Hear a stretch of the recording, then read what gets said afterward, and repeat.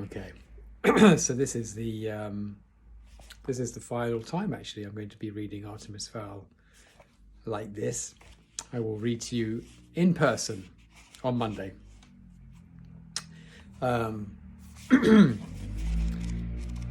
We are, that's how much we've read. That far to go. Okay. Right, so Mulch has escaped from Butler. He's blasted Butler again, sending him spinning. This is what the dwarves do. We've learned that they expel the earth that they've eaten from their bottoms at great velocity, at great speed, and anything that's in the way gets blasted by it. Okay, Mulch's momentum propelled him underground. He'd gone several meters along the loamy vein before he realized no one was following. The loamy vein, a sort of vein, they talk about this. This is a sort of geological term, geological meaning the study of rocks. And a vein is where you'd have, it's almost like if you imagine like a sandwich, you might have one type of rock, another type of rock here, and then a vein in between of something else. And this is a loamy vein. So it's soil in between two other, not necessarily rocks, but could be clay or chalk. So he'd gone several meters along the loamy vein before he realized no one was following. Once the taste of earth had settled his heart rate, he decided it was time to implement his escape plan. The dwarf altered his course, chewing his way towards the rabbit warren that he'd noted earlier. With any luck, the centaur, Foley, hadn't run a seismology test on the manor grounds, or his ruse, his plan, might be discovered. He'd just have to bank on the fact that they had more important things to worry about than a missing prisoner. There shouldn't be any problem deceiving Julius, but the centaur, he was a smart one. Okay, his escape plan. So Mulch isn't just talking, yes, he has escaped from the manor, he's escaped from Artemis Fowl, and he was a burglar in that respect, isn't he? But they were trying to capture him. He's escaped from Butler, but now he's talking about escaping from Commander Root, because he's a prisoner. Commander Root calls him a convict. He's been arrested for stealing. So he's looking at going to prison. So he's now escaping from the fairy authorities. Okay. Mulch's internal compass steered him true, and within minutes he could feel the gentle vibrations of the rabbits loping along their tunnels. From here on, timing was crucial if the illusion was to be effective. He slowed his digging rate, poking the soft clay gently until his fingers breached the tunnel wall. Mulch was careful to look the other way because whatever he saw would be showing up on the view screen back in LEPHQ. Laying his fingers on the tunnel floor like an upturned spider, Mulch waited. It didn't take long. In seconds, he felt the rhythmic thump of an approaching rabbit. The instant the animal's hind legs brushed the trap, he tightened his powerful digits around its neck. The poor animal never had a chance. Sorry, friend, thought the dwarf. If there was any other way.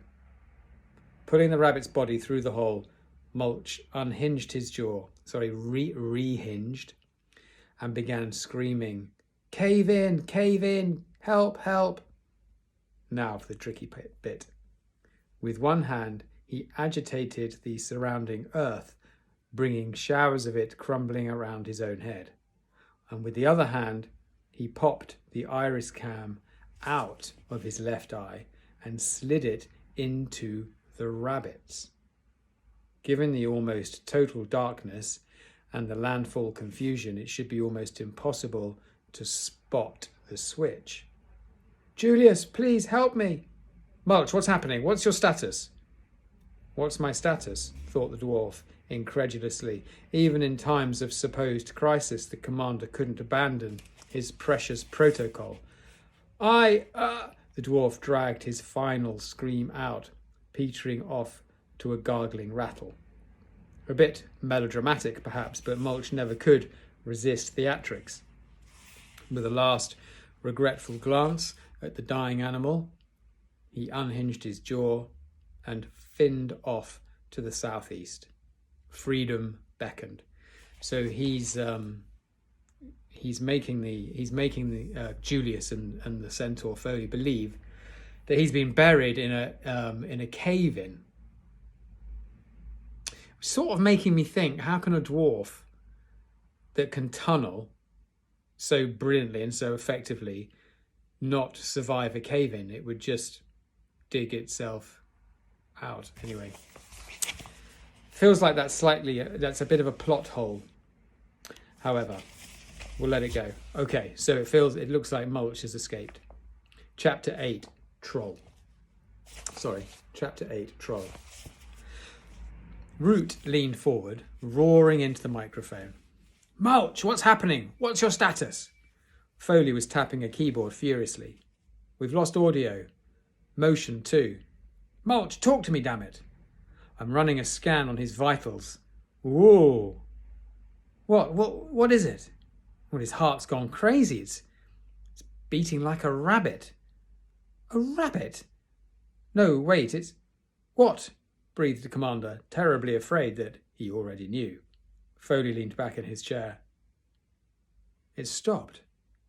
His heartbeat has stopped. You sure? The monitors don't lie. All vitals can be read through the iris cam. Not a peep. He's gone. Root couldn't believe it. Mulch Diggums, one of life's constants. Gone. Couldn't be true. He did it too, you know, Foley. Recovered a copy of the book, no less. And he confirmed Short was alive. Foley's wide brow creased for an instant. It's just that... What? Said Root, suspicion aroused. Well, for a moment there, just before the end, his heart rate seemed abnormally fast. Maybe it was a malfunction. The centaur was unconvinced. I doubt it. My bugs don't have bugs. Well, what other explanation could there be? You still have visuals, don't you? Yeah. Through dead eyes, no doubt about it. Not a spark of electricity in that brain. The camera is running on its own battery. Well, that's it then. No other explanation. Foley nodded. It would seem that way, unless... No, it's too fantastic. This is Mulch Diggums we're talking about here. Nothing is too fantastic. Foley opened his mouth to voice his incredible theory, but before he could speak, the shuttle's bay door slid open. We have him, said a triumphant voice. Yes, agreed a second. Fowl has made a mistake. Root swiveled on his chair. It was Argon and Cumulus, the so-called behavioural analysts. Oh, we finally decided to earn our retainers, have we? But the professors were not so easily intimidated. United by excitement, Cumulus even had the temerity to wave Root's sarcasm aside. Temerity. It's a good word. It's one of those words that I know what it means and it's quite hard to give a definition. I shall look it up. Cumulus even had the temerity, the gall. That's not going to help you. Arrogance. To wave Root's sarcasm aside. This, more than anything else, made the commander sit up and take notice. Argon brushed past Foley, pressing a laser disc into the console's player. Artemis Fowl's face appeared, as seen through Root's iris cam. We'll be in touch, said the commander's recorded voice. Don't worry, I'll see myself out. Fowl's face disappeared momentarily as he rose from his chair.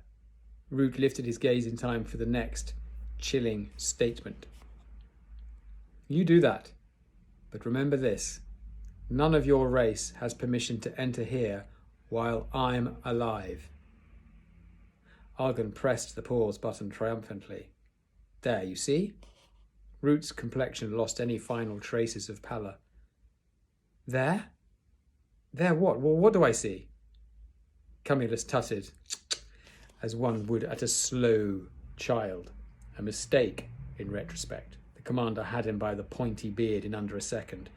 Now, he said, his voice deceptively calm, pretend we're pushed for time here and just explain it to me without any attitude or comments. The human said, we couldn't enter while he was alive, squeaked Cumulus. So? Argan took up the account. So, if we can't go in while he's alive, Root drew a deep, sharp breath. Then we go in when he's dead. Cumulus and Argan beamed. Exactly, they said in perfect unison. Root scratched his chin. I don't know. We're on shaky ground here, legally. Not at all, argued Cumulus. It's elementary grammar. The human specifically stated that entry was forbidden as long as he was alive. That's tantamount to an invitation when he's dead. The commander wasn't convinced. The invitation is implied at best. No, interrupted Foley, they're right. It's a strong case. Once Fowl is dead, the door is wide open. He said it himself. Maybe nothing, blurted Foley. For heaven's sake, Julius, how much more do you need? We have a crisis here, in case you hadn't noticed. Root nodded slowly. 1, you're right. 2, I'm going to run with it. 3, well done, you two. And 4, if you ever call me Julius again, Foley, you'll be eating your own hooves. Now get me a line to the council. I need to get approval for that gold. End of part 1.